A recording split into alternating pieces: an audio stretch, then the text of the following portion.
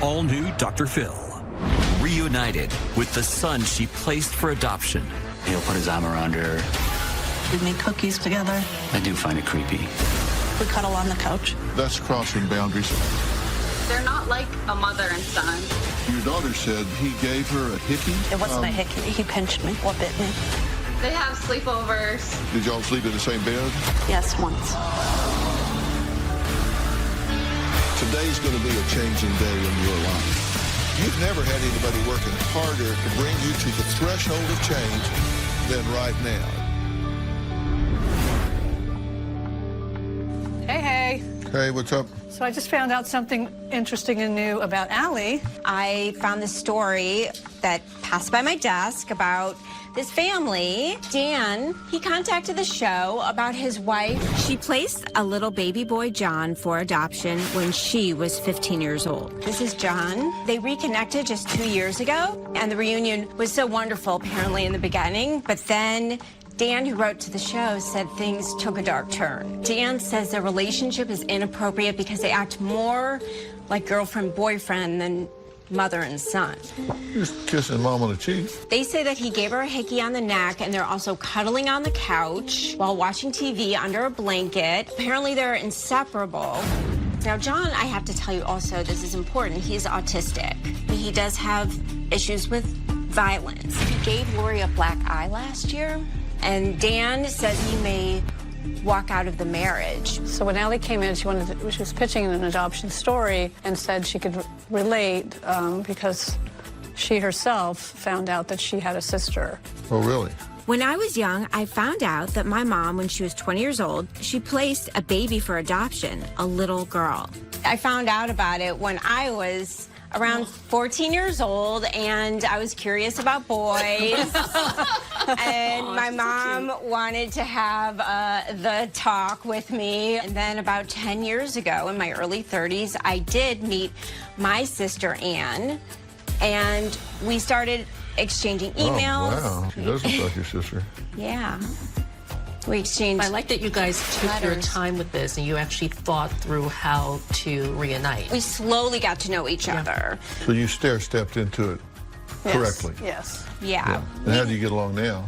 Great. We think of each other as close friends and sisters, but we haven't merged our families. You did it right, and you've put up boundaries, so it's working. That ship has sailed with this family. I think the story's worth doing. And how old is he? He's 26 now. Yeah, well, cuddling with your brother on the couch at 26. They watched Dr. Phil and The Bachelor. They need to watch it in different chairs. I don't want to jump to conclusions, but if you're really snuggling on the couch, that could be creepy. The hickey is a little Well, yeah, if that's going on, that's concerning. That's pegging the creep meter. Well, yeah, let's proceed. But I really would like to know the adoptee family's wishes. Okay. Yeah. Cool. Okay. Thank you.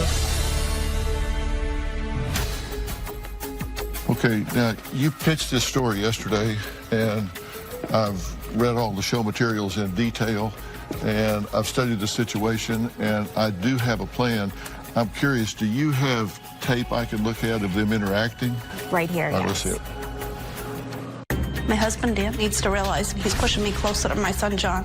John says he loves me and he wants to spend time with me. My son cares more about me than my own husband. John and I are very affectionate. He hugs me, kisses me. We cuddle on the couch. My family will say we're gross, disgusting, creepy, and I don't feel that at all.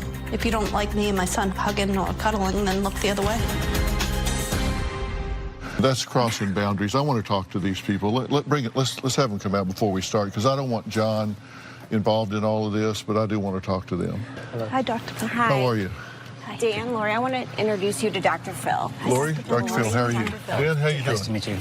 I kind of wanted to talk to you guys just a little bit to the side before John and others get involved. I need a bit of a backstory here. Yeah. Because I was just watching a bit of tape with you curled up with him on the couch, and it does look unusual. Do you agree that it seems unusual? Well, I wouldn't be like that with my daughters, but... Let's sit down before we go on to the main stage. And I've got a little separate studio here we can pop into. This is actually my podcast studio where I do other kind of interviews, but we can borrow it for a few minutes here. Y'all just have a seat over there if you will. Okay. You placed this child for adoption at what age? I placed him up for adoption when I was 15. When you were 15, and this was at birth? Yeah. So he went from the hospital to the adoptive family? Yes, he did. And this was not an open adoption? It was open where I had pictures and letters every year. Okay, but no visitation? No visitation. Just pictures and letters. Until how long ago? Till 7 years ago. Okay, and then you started... Being on social media with each other. Oh, just on social media. And he found you or you found him? He found me originally, I believe. Okay. And how long did you talk on social media before you actually met in person? We talked on social media for about a year, and then his adopted parents found out and made him block us. So we were blocked for about a year, and then we were on social media for about 4 years.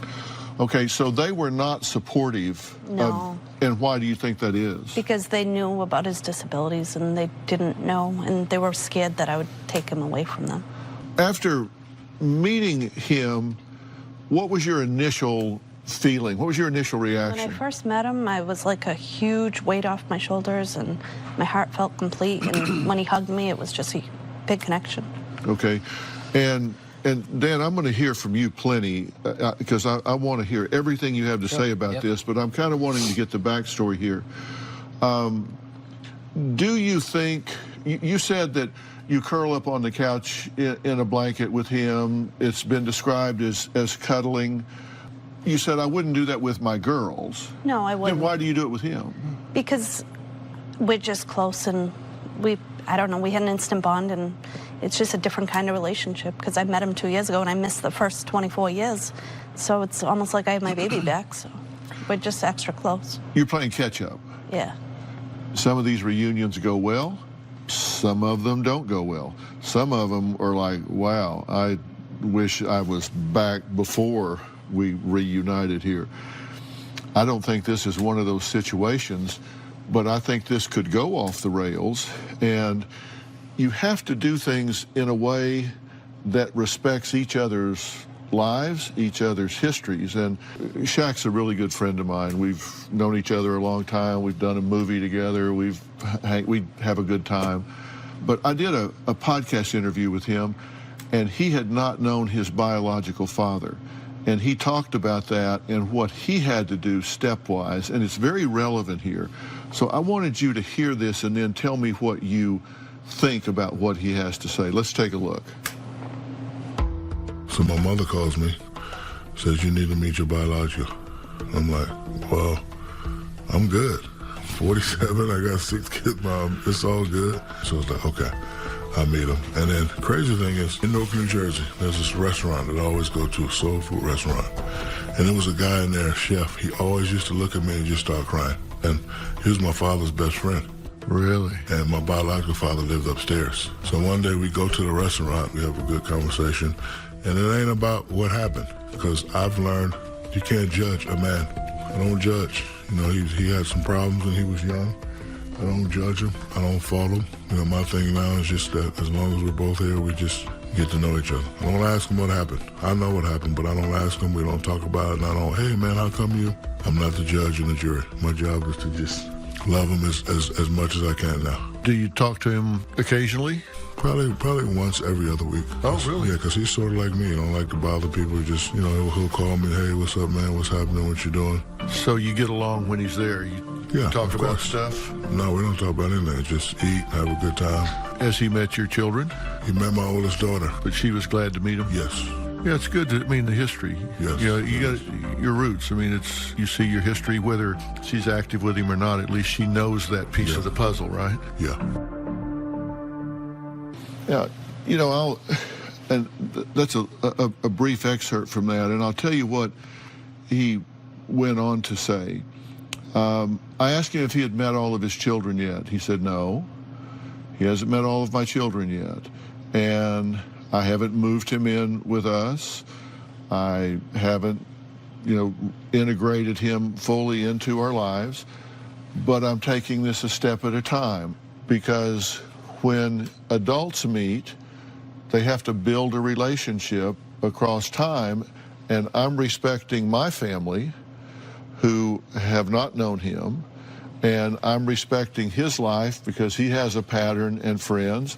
And so we're taking this a step at a time and making sure that neither of us disrespect, disrupt, or dishonor the lives and families that we have. Yeah. What do you think about his philosophy there? Shaq's a very bright and sensitive guy, by the way, and nobody counseled him about that. That's just the way he approached it. What do you think about what he's saying? I think that's a good idea, but I mean, it's been 2 years now, and he did rush himself and the family. It was kind of moved all so fast. We saw each other once a month at first, but the first 6 months, then he moved to the town. Okay. Well, I've got some questions about that, and then I have a question or two for Dan here. Dan is the one who wrote into the show, and he has some serious concerns about this relationship at many different levels. It's not just the affection between the two, not just that it seems like they're the couple instead of this being the couple, but some other concerns, some that have to do with safety. We'll talk about all that right after the break.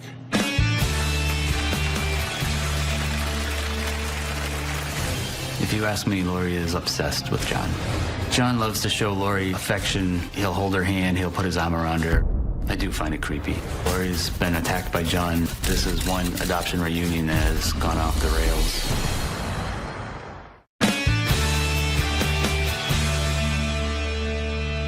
Dan reached out to me because he has problems with the relationship that his wife Lori has with her son that she recently reunited with, recently being 2 years. Here's what he has to say. This relationship with Lori and John is tearing the family apart. John definitely has injected himself into our family. Lori wants John to be included in absolutely everything we do. John moved to the town we lived 6 months after we had met him. He had changed a portion of his last name to include my last name, which we all thought was pretty odd. John and I are just inseparable. We have such a strong connection. Lori and John spend hours on the phone with each other. John and I hang out at home. We do chores together. We watch TV together like Dr. Phil and The Bachelor. We make cookies. We make pies together. If you ask me, Lori is obsessed with John. Lori has totally been consumed with John's life, leaving me and my girls like we're taking a backseat.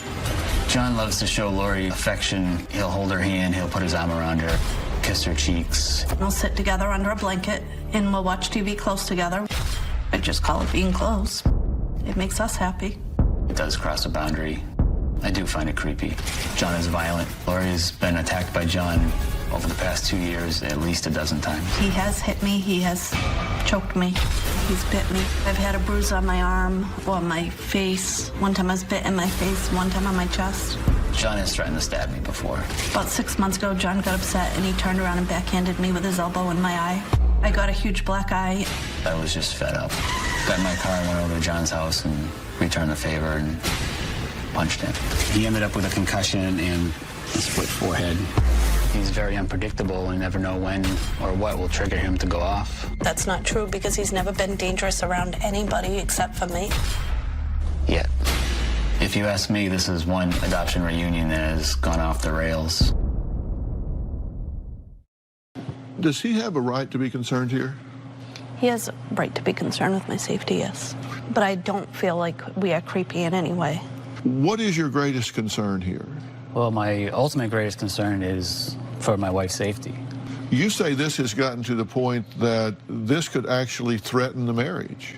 It pretty much already has. Already has? Yes. And what about it threatens the marriage? I mean, it could be a little bit of my jealousy over their relationship and what she doesn't show to me as much anymore.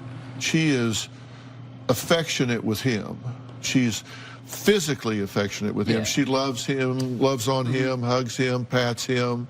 I almost feel like I'm kind of competing with another man to date my wife almost. If you didn't know, if you didn't know this was mother and son, biological mother and son, and you watched this not knowing that, you might conclude this was a couple, correct?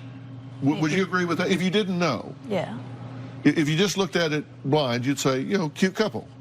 And we've had, you know, friends of ours and people say to us, you know, that they almost look more like the couple. Like when they post pictures online, on social media, they'll say, you know, it looks like they're dating more than, you two are. And she's not this way with you. I used to be. We were at one point, yes, very much. But not now. Not as much now at all, no. Didn't you say at one point that he gave her a hickey? Your daughter said she's that. had stuff on her neck, but I don't know. Well, your daughter said that it was a hickey. It wasn't a hickey. Well, what was it? He pinched me. What bit me? I've made a list, actually, of the alleged abuse. This is according to you. April 2017, you screamed to him to get off your arm.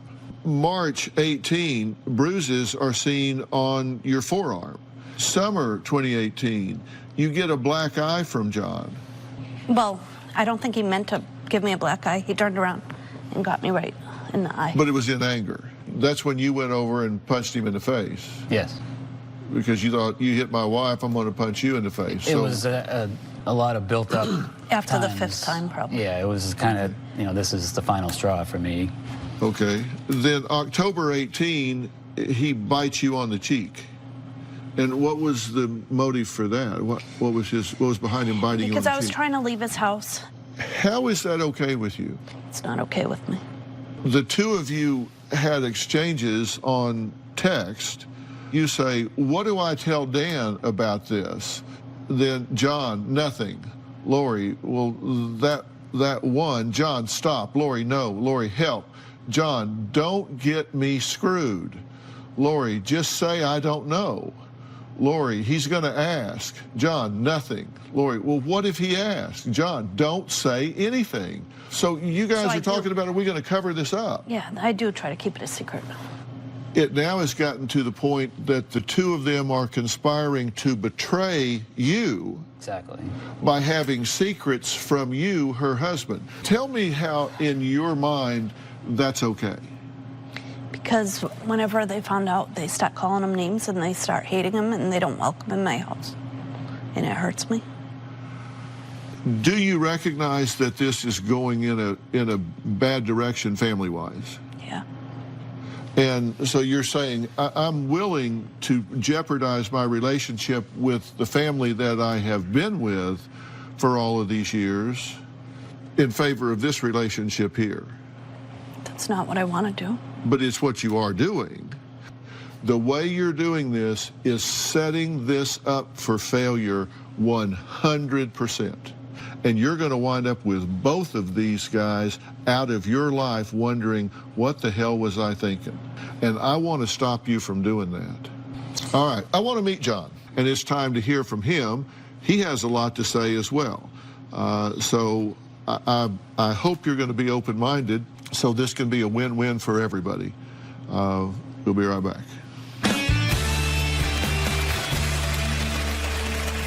Mom and I have the most amazing relationship you could ever have. I feel like she's my best friend. People say behind my back they think we're boyfriend, girlfriend. All I really want is my family to accept me for who I am. I mean, my greatest fear is that one day I'll wake up and they'll all be gone.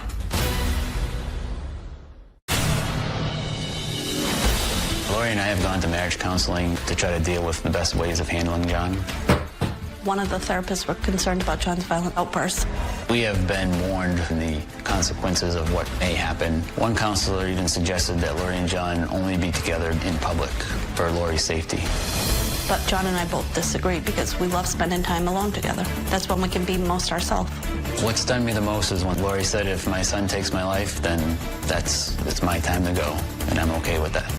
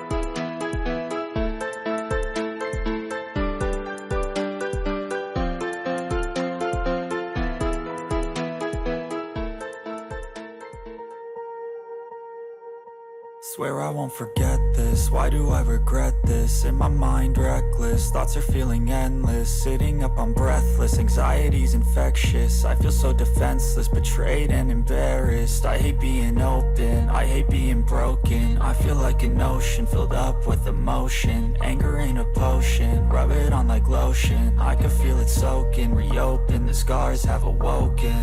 I can't move on till I let go. I feel so lost, never at home. Need to be strong, every breath hold. Cause I can't move on till I let go. I can't move on till I let go. I feel so lost, never at home. Need to be strong, every breath hold. Cause I can't move on till I let go.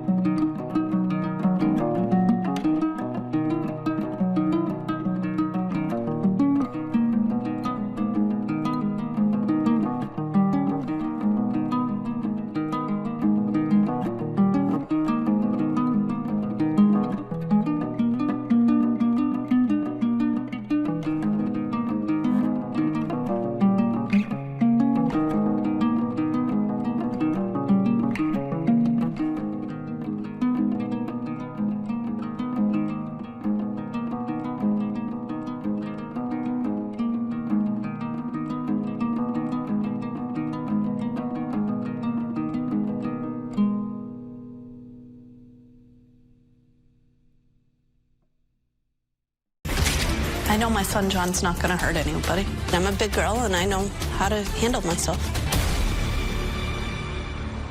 Well, Lori and her husband Dan say their marriage has suffered since Lori reunited with her biological son John 2 years ago. Now, Dan says his wife and stepson's relationship is, in his opinion, inappropriate and actually dangerous. And so let's hear what John has to say about this. This is the son. Let's hear what he has to say.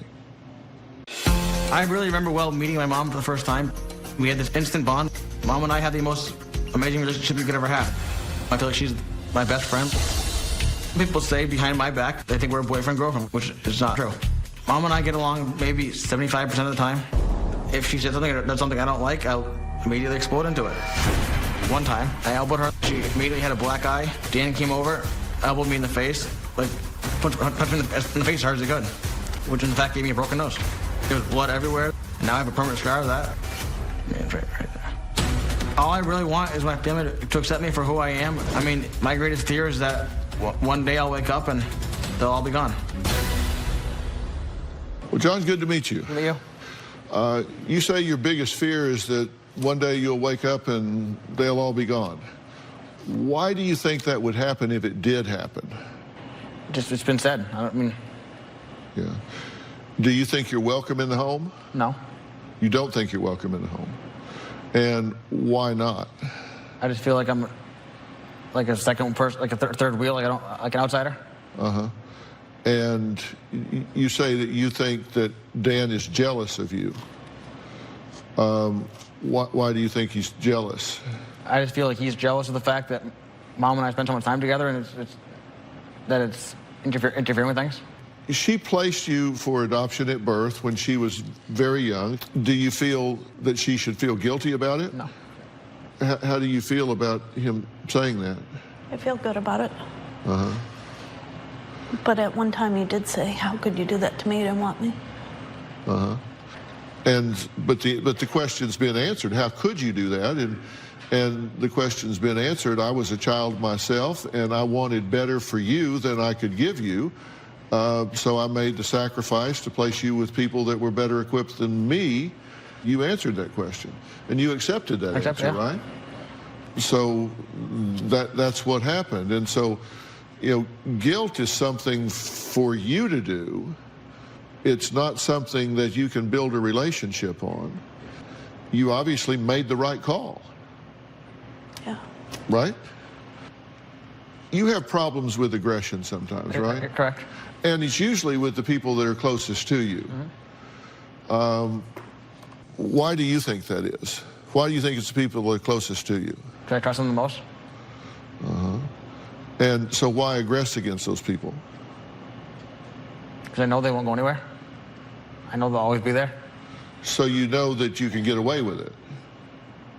I don't like having it happen, but it's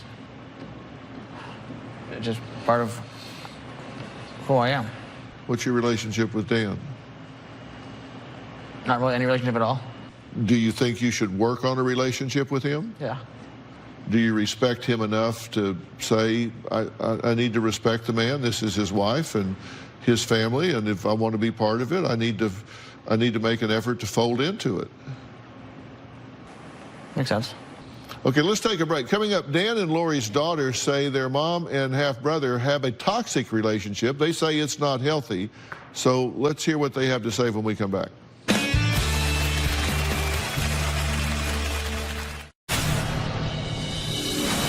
At first, the girls were very accepting of John. They were so happy for me. That all changed when they found out how he was been violent towards their mother. My own daughters don't want John to be part of the family because they're very jealous of him. There's a new man in their life, and they don't like how he's violent, and they don't like how close we are. Now it's just like they don't accept me as anything.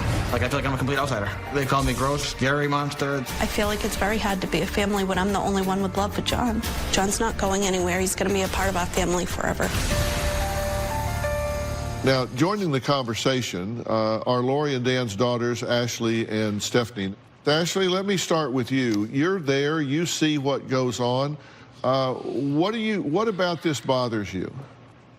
My biggest concern with everything is that he's strong. He's a big guy. He has the power to kill my mom if he really wanted to. And my sister is around him a lot, and I don't want her to get hurt. I have two very young children who I'm starting to be scared to have around them when he's there because we don't know what could happen. How do you two get along with John? Do you have a relationship with him? We don't have a relationship. We don't have one at all. And why not? We're scared of him. And Ashley, you say that John and Lori sometimes sleep in the same bed. Yes, I've heard that, but I didn't obviously see it because I'm not there. Uh-huh. And yeah, they have sleepovers. He has his own room at our house. Right. When you sleep over his house? I slept over his house one time. And did y'all sleep in the same bed? Yes, once. Yeah. Okay. And that bothers you guys? They're not like a mother and son, and everybody around can see that. And I feel like she's trying to start from the beginning. Like she's with a 5-year-old, treating him like a little kid. And he's not. Like he's a grown man. She should treat him that way. Dan, what do you think about that? I don't want to say like we're jealous, but I mean, it is kind of resentful to see all the attention that she gives, and their concerns are valid. I mean, he can snap almost at any time. I mean, right. Just a couple days that we've been here, we've witnessed it. What's happened since you've been here? He was on the phone with his adoptive parents, and he was getting loud. And he told them that if he can't afford where he lives, then he's moving in with us. And I said, no, you're not. And he says, yes, I am. Mom already said I can. And I got upset, so I left the room. She went to grab the phone, and he ripped it out of her hand and grabbed her hair and ended up hurting her. And instead of blaming him, she blamed me for leaving. Okay. What do you think about that, John? I felt like it was the wrong thing to do. I mean, I felt like it was the worst thing I could ever done to her. I felt like it was Just like in a split second, I just reacted in that split second. It was like the wrong way. The one thing you've said is that you lost John once and that you don't want to do that again.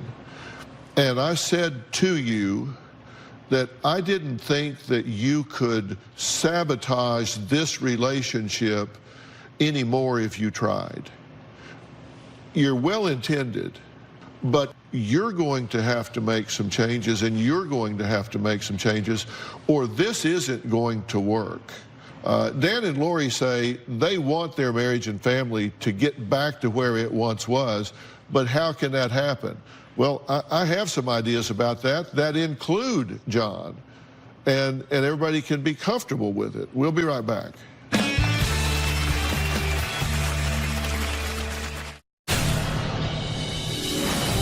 Giving up a child for adoption is the hardest thing I've ever done. I lived with so much guilt. Lori struggles with everything that she had missed: birthdays, holidays, milestones. My mom needs to understand that giving me up for adoption was probably the best thing she could have done. I don't hold a grudge against it. I feel like it was the most thoughtful thing she could ever do. Lori definitely lets him get away with a lot of bad behavior. I mean, he gets away with hurting me. She's over it in an hour later, and they're right back to normal. That is true. Lori needs to deal with these guilt issues before she loses her daughters and grandchildren and me. She may lose all of us if things don't change quickly. It's apparent to me that you're very intelligent here. I said there are some other challenges. You have been diagnosed as being on the spectrum, autism spectrum, and with what in the past has been referred to as Asperger's. Correct. That's a bit of a dated term, but we'll use it because that's how you were originally diagnosed. And when we talk about the autism spectrum disorder, I want to go into that in a minute, but you've had that diagnosis for a good while, correct? Since age of 4, yeah. Yeah, and so I'm going to ask you the things that you're experiencing now with John in terms of aggression and getting violent at times, and that didn't just start in the last 2 years, right? You've had problems before. It's been since age of 4. It's been the same ever since. It's been the same. Right. And have you ever aggressed against your adoptive mother? Yes. It just kind of comes on you and you have trouble modulating it. Now, I'm not a big one for medication, but I know that it can be very helpful in this particular circumstance. And you were on medication for a good while, but you've stopped taking it in the recent past, correct? Correct. And have you encouraged him to not take the medication? Sometimes. You don't really have any training in neurology or autism, No. correct? No. And I'm saying that to point out the fact that there are protocols to really manage and modulate this appropriately. Yeah. And I'm guessing you're not well versed in No, those. but we made sure the psychiatrist took him off the meds. I didn't do it. Well, I would like the name of the psychiatrist that said do not take any medications if you're on the autism spectrum with this. If you had someone that said no medication, you're fine, I want the name of that person. Can you give that to me? No, she didn't tell him to not take any meds. She took him off like 4 different ones. Okay, so she took off some. Her thing was, John, I can prescribe them to you. If you want to take them, it'll help you. If you want to take them, if you don't want to take them, that's on you. So she said if you take these, it will help you. Correct. If you don't, that's on you. Correct. That doesn't sound to me like don't take your medication. He took that caused his heart issues. That's kind of like, here's the law. If you want to break it, that's on you. Yeah. Right.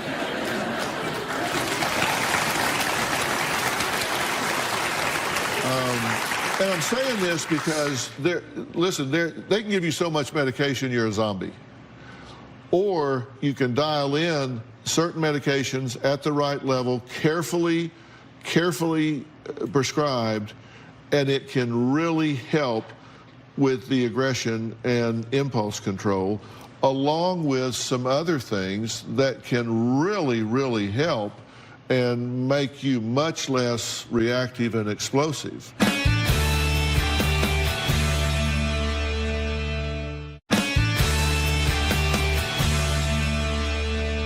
We're talking about the autism spectrum disorder, and I want to add someone to the conversation here to discuss this with me, and this is Dr. Frank Lawless. Now, Dr. Lawless is the chairman of the Dr. Phil Advisory Board. We have an advisory board here of the top minds in psychology, psychiatry, medicine, sociology, theology, all of the different disciplines. And Dr. Lawless is the co-founder of the Lawless PvP and Peace Center.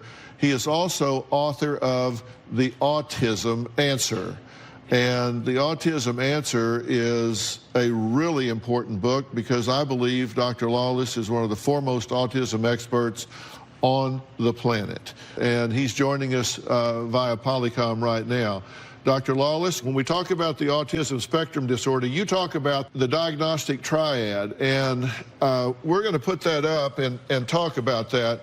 And Dr. Lawless, you say the diagnostic triad, the first is there is a lack of social skills, correct? That is absolutely correct, and that's that comes from a neurological diagnosis as well. So we're not only talking about behavior, but we're also talking about some of the causes. Right, and this is a manifestation of a brain mechanism referred to as mu. The mu manifests itself when you have this kind of lack of ability to deal with social skills, and is one of the major features of autism. So what we're saying is there's a neurological thing here, Lori, where people that are on the spectrum, they don't have the ability to look at what's going on around them and say, this is successful behavior, I could emulate this. That's how we learn social behavior, and that's not something that folks on the autism spectrum can do, and that's a neurological deficit. It's not psychological, it's neurological, so a medication can really help there, and if you take that away, then you take away their ability to start behaving more appropriately. Now, Dr. Lawless, the second in the triad is sensory processing problems. Can you talk about those just real quickly? Well, basically, this is how your brain basically can process information and data in a proper way. And I usually use the example of going to a grocery store where the normal person would see a lot of color, a lot of lights, a lot of things. In an autistic kid, basically all these things overwhelm them. And so this causes a lot of anguish, anxiety, and they don't have any behavioral way of dealing with this. When they feel the anxiety and feel overwhelmed, then they don't have the ability to inhibit aggression, and that's when you see the explosive behavior. That's absolutely right. It does not mean that there is a lack of intellectual ability. It does not mean that there is a lack of communication skills. So we know, and I'm meeting John here and talking to him, and I've commented, and you've been watching and listening. He is quite intelligent and has an excellent vocabulary. So he understands completely, and he can say what he needs to say and understand what's said to him. So just because someone's on the autism spectrum, don't make a mistake of thinking that they're not intelligent and cannot say what they mean and mean what they say. True? That's absolutely true, and it's very important to know, again, that's a neurological issue, not a total psychological maladjustment. Can there be a healthy way to reverse any damage this reunion may have done to this family? And I said I thought Lori was setting this up for absolute failure, that it was going to hit a wall and her worst fears were going to come true. What do I mean by that, and how can she get off of that crash course? We'll be right back. Here's why I say this is going to crash if you don't change what you're doing. You are over-involved with John. You are physically, mentally, emotionally, behaviorally over-intensively involved with him. That cannot and will not continue. And when that steps back, he's going to feel abandoned, and he's not going to handle it well because he is on the autism spectrum, and frustration is not something he handles well. So he's going to explode when that happens, and it's going to be real ugly, and something is going to happen that's going to put him in a bad spot. He deserves better than that.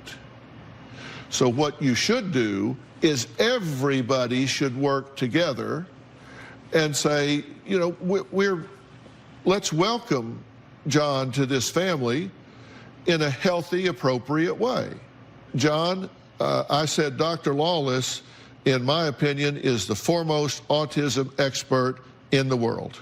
And I am willing to send you to the PNP Center and have you evaluated by Dr. Lawless and his team, get you regulated on the minimum required medications, and they ain't gonna throw 8 medications at you. They're gonna figure out exactly what your brain reacts to the best.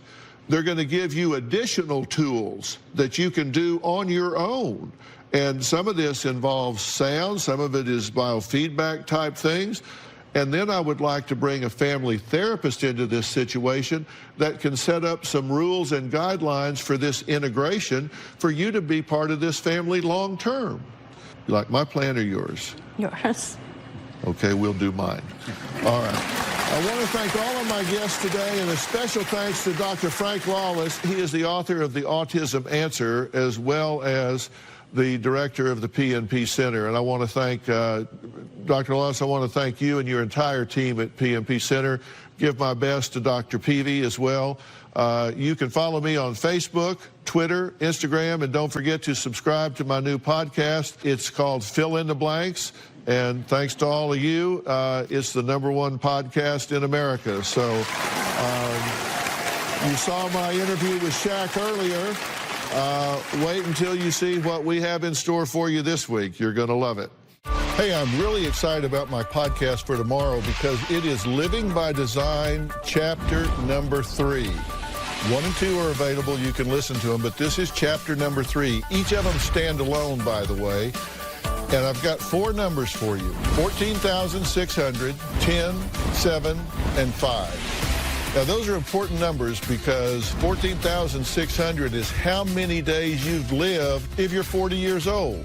But they don't all stick out. Only certain ones do. And the 10, 7, 5 are going to be important because I'm going to be talking to you about the 10 defining moments you've had in your life, the 7 critical choices you've made, and the 5 pivotal people that you've encountered along the way. We're going to be talking about who, how, and when people have written on the slate of who you are. And you're going to be finding out how you got to be who you are. And you're going to take one personality test on this podcast and find out some things about your personality. The congruency test to see how congruent you are living your life with what you really want it to be. So that's on tomorrow's podcast, Living by Design number 3. You don't want to miss this. You will not be the same by the time you finish. Subscribe for free on Apple Podcasts or Stitcher. I interview celebrities, notable figures, anyone with an interesting point of view. I really sit down and just talk to you. You know, sometimes people say, if I get in crisis, I sure wish I could talk to Dr. Phil. I'm actually doing that on the podcast because I'm sitting down and saying, if you're in crisis, if something's happening in your life, here's what you need to do. And I'm really having a good time doing that, and it's really been well received. So I'm doing some of that as well. We'll see you next time.